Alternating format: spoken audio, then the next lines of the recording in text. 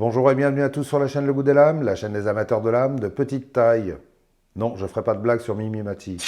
Aujourd'hui, je vous présente un des derniers nés de chez CVV, le Baby Banters, dans une version lame noire et G10 naturel, absolument superbe. Enfin, superbe pour moi en tout cas. Comme d'habitude, je commence par ses spécifications. Il fait une longueur fermée de 8 cm, longueur ouverte 14 cm, longueur de lame 5 cm 9, longueur de tranchant 5 cm, largeur de lame 2 cm 5, épaisseur de lame 2 mm 3, longueur du manche 8 cm, épaisseur du manche 10 mm 3, la lame est en acier Nitro V à 58-60 HRC de forme drop point, avec émouture plate et finition Blackstone Washed. Les plaquettes de manche sont en G10 naturel, ou Natural G10, ou couleur jade si vous préférez. Et attention les oreilles, l'ouverture se fait par thumb studs et verrouillage par liner lock. Il n'y a personne? Ils sont pas là? Non, ils disent qu'ils veulent plus venir pour des couteaux pas chers. Ah c'est super, je vais faire que des couteaux pas chers alors. Ça va nous reposer et puis ça arrange tout le monde en plus. Le clip de poche est réversible en position tip-up, c'est-à-dire pointe en l'air. Son poids est de 56 grammes et son design est signé par Ben Petersen. Alors pour rappel et pour ceux qui n'ont pas encore vu ma vidéo du Banter, ce que je vous invite à faire, je vous mettrai le lien dans la description et en haut de l'écran. Ben Petersen était le vendeur animateur du site américain Blade HQ, qui est le plus gros site américain, et à la demande de WeKnife, il avait créé le Banter, un excellent petit couteau très solide et de très bonne qualité avec un acier haut de gamme qui a eu beaucoup de succès parce qu'il cochait toutes les cases qu'on demande à un EDC. Confort de manche, facilité d'utilisation, taille compacte.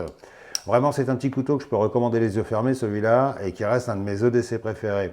Bon, il est un petit peu cher, donc pas à la portée de toutes les bourses, et du coup, pour ce Baby Banter, c'est CVV qui a pris la relève. Alors, entendons-nous bien, CVV et WeKnife, c'est pareil, c'est la même compagnie, sauf que WeKnife, ce sont des couteaux plus luxueux, et CVV, c'est la gamme intermédiaire. Et en dessous, on a Sencut, qui est l'entrée de gamme. J'en avais présenté sur la chaîne.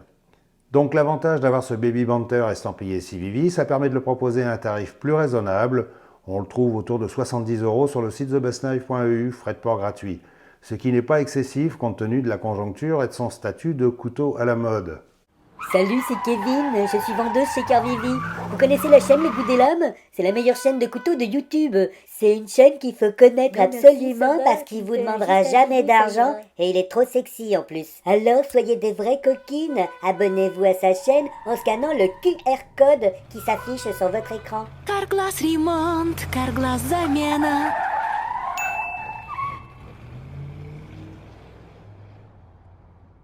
Alors c'est du CVV, donc pas de surprise, les finitions sont irréprochables, c'est parfaitement bien assemblé, bien ajusté, bien serré, bien ciré, bien coiffé, bien parfumé, la lame est correctement centrée et le couteau respire la qualité.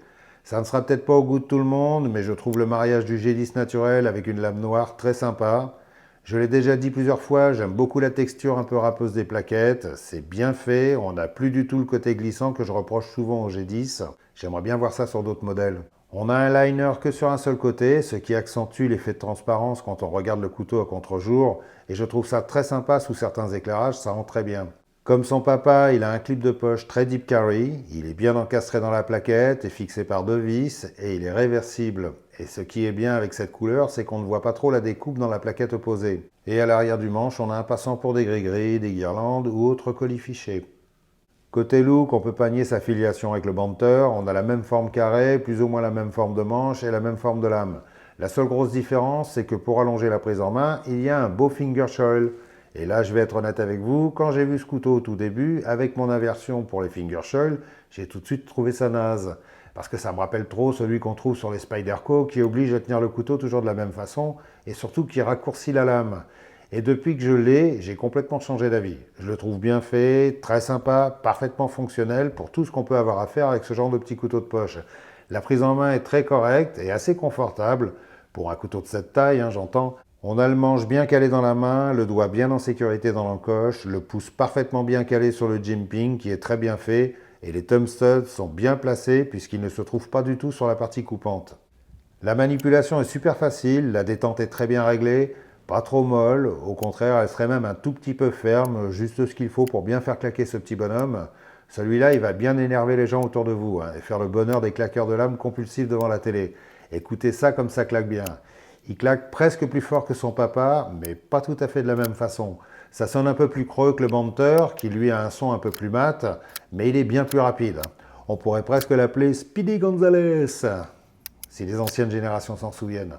Un bonheur à manipuler. En plus, comme si Vivi a légèrement agrandi l'encoche pour faciliter l'accès au liner lock, ils ont certainement écouté les critiques des gens qui trouvaient que celui du Banter n'était pas évident à attraper, et c'est justement ce que moi j'appréciais d'ailleurs. Ça devait certainement faire un peu trop bobo aux doigts tendres, comme on les appelait pendant la conquête de Non, tu l'Ouest. confonds, c'était pas les doigts, c'était les pieds. Les orteils tendres, ça sonne moins bien, hein. Oui, ok, bon, on s'en fout un peu, je lis plus Lucky Luke depuis longtemps. Donc du coup, ce petit liner lock est beaucoup plus facile à fermer, donc il sera très apprécié des filles. Et vous avez vu dans quel état ça les met. D'ailleurs, je prédis que ce Baby Banter va avoir autant de succès auprès de la jante féminine que de la jante masculine. Parce qu'il est vraiment mignon et il est très bien adapté aux petites tâches qu'on peut avoir avec un couteau de ce genre. Je l'ai dans la poche en permanence quand je suis à la maison, parfois même quand je pars au boulot. C'est un petit couteau à usage principalement urbain, de type ouvreur de carton parfait, découpeur de plein de petites choses idéales. Et comme il a une lame assez fine et il a un bon tranchant, il permet des coupes assez précises. Comme je l'ai dit quand je l'ai vu la première fois, j'ai tout de suite pensé à celui-là jamais. Et finalement, maintenant, je l'aime beaucoup parce qu'il répond facilement à 80% des choses que je demande à un EDC. Il est quasiment bon partout, sauf peut-être l'épluchage de pommes pour lequel il n'est pas spécialement le plus doué, et pas spécialement doué pour la saucisse non plus. En tout cas, il ne faut pas prendre de trop grosses sections.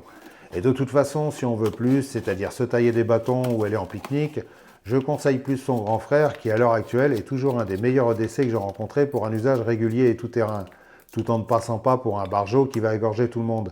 Parce que ce qui fait le succès de ces deux modèles, c'est leur bouille sympathique qui n'inspire pas du tout la méfiance. Et je suis même persuadé que si on se fait choper avec le Baby Banter dans la poche, on ne risque pas grand-chose, tellement il est tout mignon. Mignon, mignon. Ah bah ça y est, il a rechuté. Ouais, ben laisse-le comme ça. Mignon. Bref. Au passage, je vous fais une petite comparaison de taille avec son papa, le Wii Banter, le Kershaw Launch 11, le Benchmade Bug Out et mon EDC principal en ce moment, le Concept Main Street.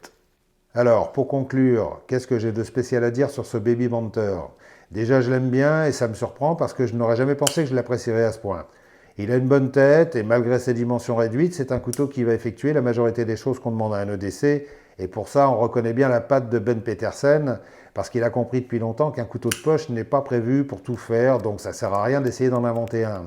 Il vaut mieux un petit couteau qui ne fait que quelques petites choses, mais qui les fait bien. La prise en main est bonne, même pour les grosses pattes charnues comme les miennes. L'acier, c'est du Nitro V, c'est un acier qui vient pas de l'espace, mais qui est tout à fait correct pour ce qu'on va lui demander.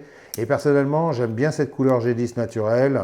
Il y a aussi une version avec plaquette couleur ivoire et lame rouge, assez originale et vraiment sympa. Je suis sûr qu'elle va beaucoup plaire d'ailleurs. Et sinon, il est décliné en plein d'autres couleurs, plaquettes micarta, plaquettes en bois, enfin bref, et vous irez voir sur le site, c'est vachement bien.